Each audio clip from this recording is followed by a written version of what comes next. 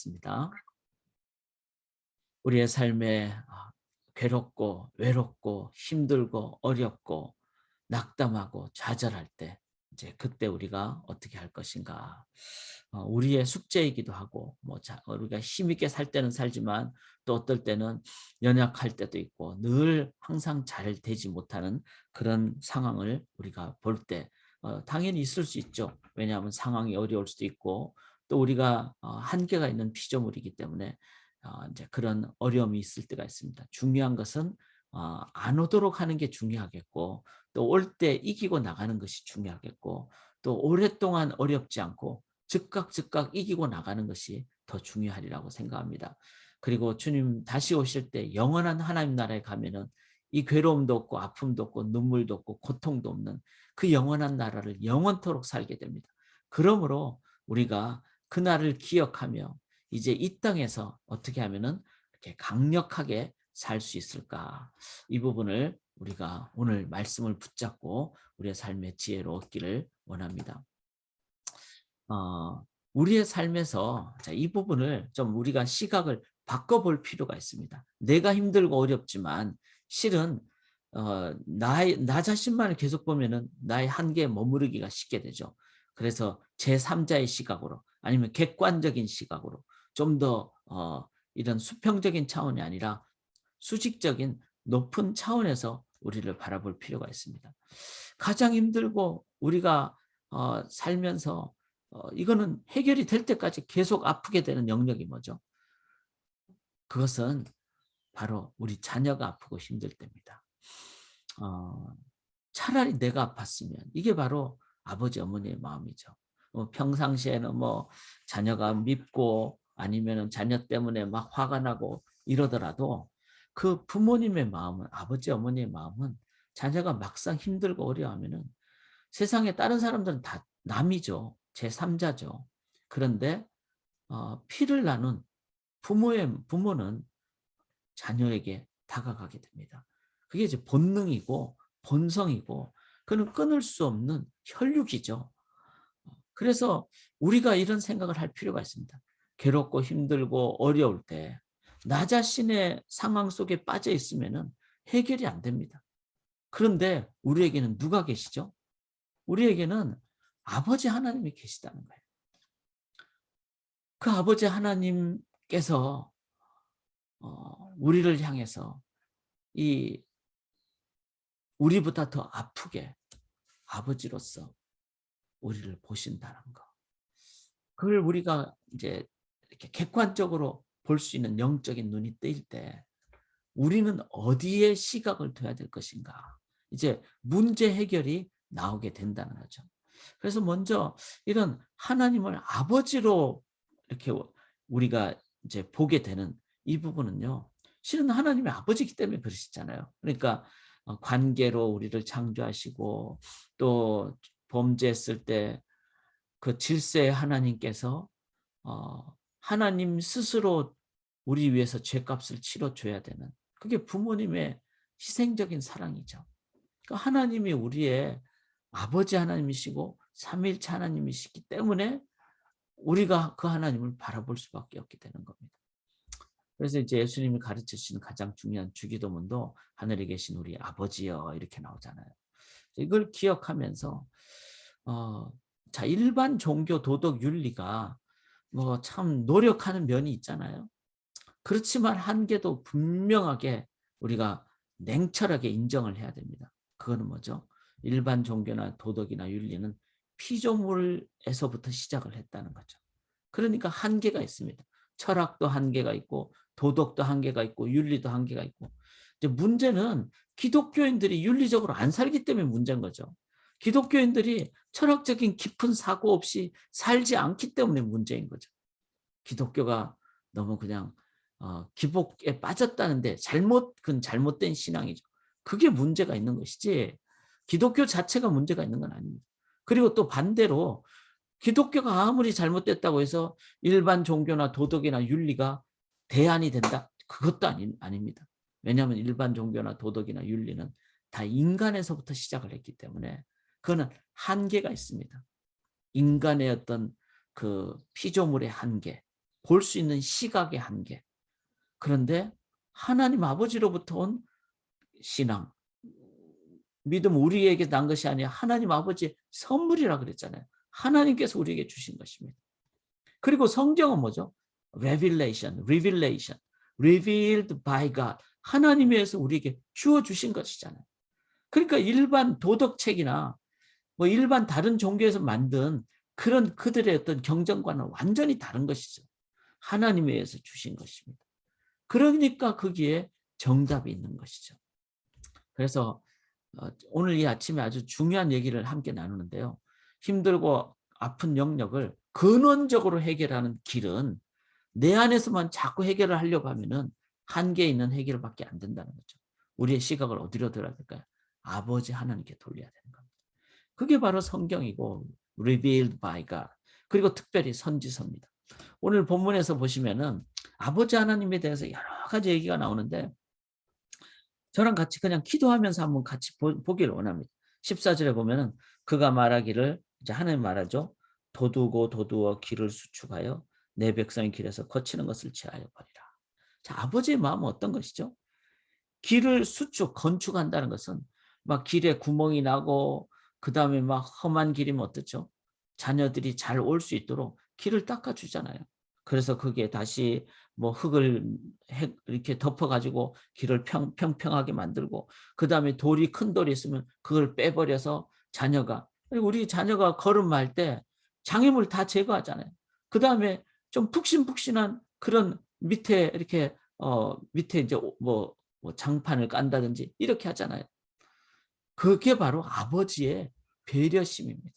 사랑하는 여러분, 우리가 넘어질 때 아주 넘어지지 않습니다.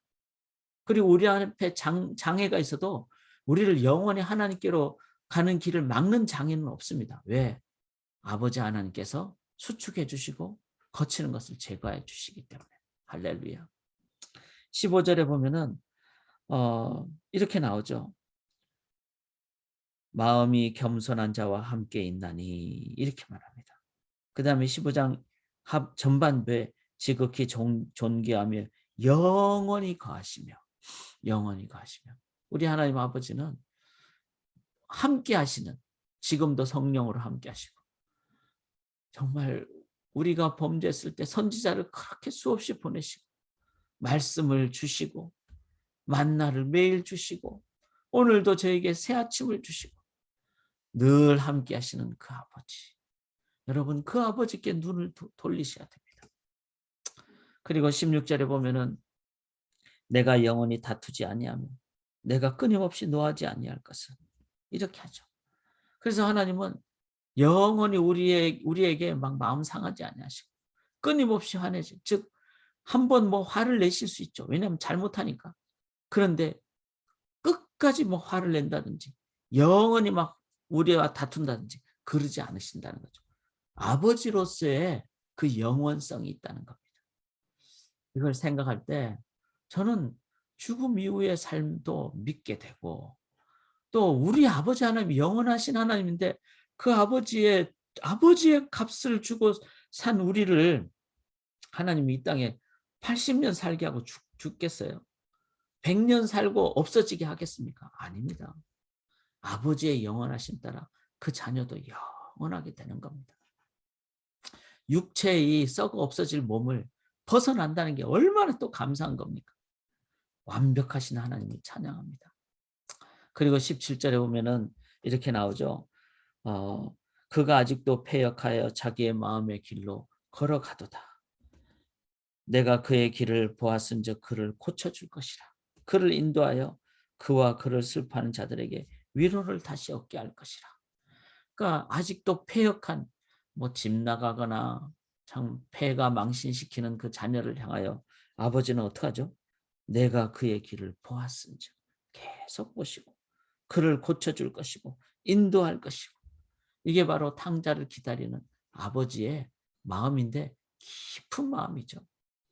그러니까 아버지는 그냥 급하게 감정적으로 하지 않습니다. 완전하게 우리가 돌아올 때까지. 그리고 우리의 인격성도 존중해 주시고 우리의 의지로 그렇게 통회할 때 우리의 마음속에 진정성이 있게 되기 때문에 그래서 아버지의 그 깊은 마음, 뭐 저희가 지금 네 가지를 했잖아요. 아버지가 배려해 주시고 동행해 주시고 영원하시고 깊게 봐주신 하나님. 계속 좀 보죠. 19절에 보면은 이렇게 나오죠. 입술의 열매를 창조하는 자. 자, 입술의 열매를 창조한 자가 뭘까요? 말씀을, 입술의 열매는 말씀이잖아요. 말씀으로 창조하셨잖아요, 하나님께서. 그리고 말씀이 육신이 되셨잖아요. 이 말은 그 창조한 하나님이 이 땅에 오셨다는 걸 얘기죠. 우리를 위해서 대신 죽으셨다 그랬죠. 그리고 그 하나님께서 약속하십니다. 말씀을 통해서. 그리고 그 언약은 반드시 성취되십니다. 아버지 하나님의 말씀의 신실함. 그 하나님께서는 그냥 허공에 말을 하지 않습니다. 한번 말씀하신 것은 반드시. 그래서 우리가 성경을 존중히 여겨야 됩니다. 하나님의 말씀이 담긴 이 책은 다 이루어질 것이기 때문에, 이미 다 이루어졌고 이제 마지막 남은 요한계시록도 당연히 다른 것이 다 이루어졌기 때문에 이것도 반드시 이루어질 것이기 때문에 신실하신 하나님을 찬양합니다. 그리고 19절에 보면은 또 이렇게 나오죠. 가까운 데 있는 자에게든지 먼 데 있는 자에게든지. 참 저는 이 구절 읽으면서 은혜를 많이 받았어요. 우리 한국에서 온 분들은 다 예루살렘으로부터 멀잖아요. 그 조그만 나라, 그 정말 사람들도 잘 몰랐던 그 나라, 그 나라에 복음이 전거되고, 그래서 우리가 지금 함께 하나님을 이 새벽에 찬양하고 있습니다. 하나님은 가까운 데 있는 자뿐만 아니라 먼 데 있는 자에게까지 함께 하십니다. 그래서 우리가 아버지의 마음을 품게 될 때 열방까지 선교를 하게 되죠. 뭐 애나보 미시간만 우리가 선교할 것이 아닙니다. 당연히 가까운 데도 해야 되고, 이게 아버지의 포괄성입니다. 그래서 우리가 원수까지 사랑하게 되는 그런 죄가 됩니다. 그리고 하나님 그렇게 말씀하시죠. 평강이 있을지어다. 평강이 있을지어다. 이것은 아버지가 우리에게 완벽한 이 평강은 당연히 히브리어로 뭘까요? 샬롬입니다. 샬롬은 하나님만이 우리에게 주시는 완벽한 평안. 그래서 아무것도 염려하지 않게 되는, 그리고 미래에 대해서도 담대하게 되는. 왜? 하나님만이 주시는 완벽한 평안 샬롬이 있기 때문에 죽음도 두려워하지 않게 되는, 그리고 아픔 가운데서도 우리는 이기게 되는 이 평강. 자, 이 짧은 몇 구절 동안에 하나님은 이사야 선지자를 통해서 자기 자신을 이렇게 얘기해 주셨어요. 배려 많고 동행하시고 영원하시고 깊고 신실하시고 포괄적이고 완전하신 하나님 아버지를 우리에게 보여주셨습니다. 그런데 우리가 힘들고 어려울 때 우리는 어떻게 하죠? 자꾸 우리 자신이 뭔가 이겨내려고 하죠. 물론 필요합니다. 근데 우리가 해야 될 가장 중요한 것은 뭘까요? 눈을 들어 하늘을 보는 아버지를 바라보는. 그래서 아버지 하나님에 대해서 우리가 자세를 갖는 것. 이렇게 하기 위하여 우리가 두 가지가 있습니다. 우리가 아버지를 제대로 보려면은 먼저 나 자신을 봐야 돼요. 내가 어떤 존재인지를 정확하게 깨닫지 못하면은 아버지를 대충 보게 됩니다. 그래서 이 선지자 이사야가 이렇게 말하죠. 바로 15절 한번 보시면요. 이렇게 나옵니다. 통회하고 마음이 겸손한 자와 하나님이 함께 하신다 그랬습니다. 자, 우리가 이 통회라는 말이 어려운 말이잖아요. 막 원통하다, 회개한다, 뭐 이런 의미의 어떤 연결된 말이라고 설명할 수 있죠. 그런데 히브리어 원어를 보는 게 좀 필요합니다. 이럴 때는 통회라는 말은 다카라는 말인데 영어로 contrite, 마음이 아주 그냥 막 괴로운. 근데 이걸 좀 더 쉽게 설명하면 crushed, 마음이 완전히 그냥 가루가 된. 그래서 히브리 원어의 다카라는 말은 dust가 먼저 가루, 먼지라는 것이 있습니다. 하나님 앞에 우리의 자세, 또 우리의 죄악의 앞에서 우리의 자세는 뭐죠?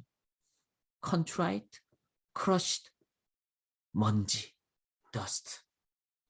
우리는 먼지처럼 완전히 우리는 이렇게 그냥 빠개지고 뽀개지고 가루가 된 그런 존재라는 거예요.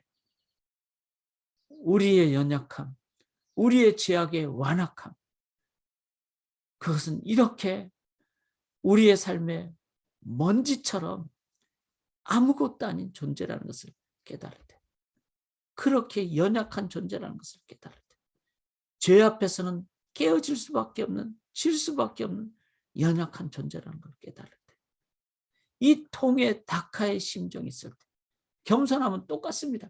캐스트다운, 완전히 나를 밑바닥까지 내려 그냥 깔게 만드는 이런, 나는 완전히 아닙니다. 아닙니다. 아닙니다. 아닙니다. 그게 세례 요한의 고백이었잖아요.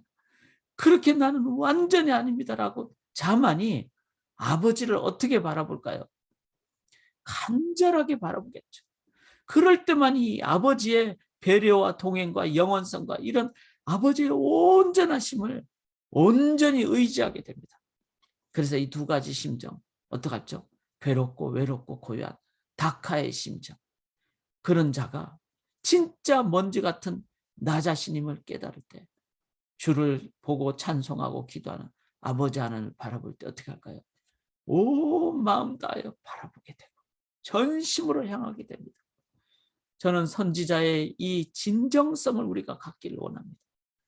왜 우리가 맨날 넘어지고 또 넘어지는데 또 계속 헤매는 것일까요? 어쩌면 우리는 완전히 깨어지지 않았기 때문에 그렇습니다. 그리고 하나님 아버지를 온전히 바라보지 않기 때문에 그렇습니다. 반대로 이 새벽부터 상하고 통회한 심정으로 하나님께 나아가고 하나님만을 온전히 바라보심으로 아버지의 완벽함으로 체험 받으실 때 오늘 모든 상황 가운데 아버지의 마음으로 영혼에게 다가가는 진정한 사랑의 섬김의 선교의 삶을 사시는 우리 주의 백성들 되시기를 간절히 기원합니다. 주께로 지금 나가도록 하겠습니다. 우리가 한 주 후에 이번 주일 말고 그 다음 주 8월 15일에 야외에서 이제 전체가 처음으로 모이게 되는데 우리 이를 위해서 기도로 준비합시다. 우리가 상한 심령으로 그 다음에 주의 백성들의 모임을 통해서 영광 올려드리고 세임을 받도록, 그리고 오늘 이 기도 제목 우리를 하나님 앞에서 가장 낮추어 아버지 하나님만 온전하게 의지하게 도와주시옵소서. 오늘 우리 하늘이 집회가 있고 내일 우리 청소년 모임이 있습니다. 그리고 주일 예배를 위해서도 기도하도록 하겠습니다. 제가 축도하겠습니다. 아버지 앞에 먼지가 된 심정으로 온전히 의지하는 주의 백성들의 삶이 각 가정과 자녀들과 우리 하늘이 청년들과 미래의 가정들 위해 이제는 예수 그리스도의 은혜와 아버지의 사랑과 성령님의 함께 하심이 지금부터 영원토록 함께 있을지어다. 아멘.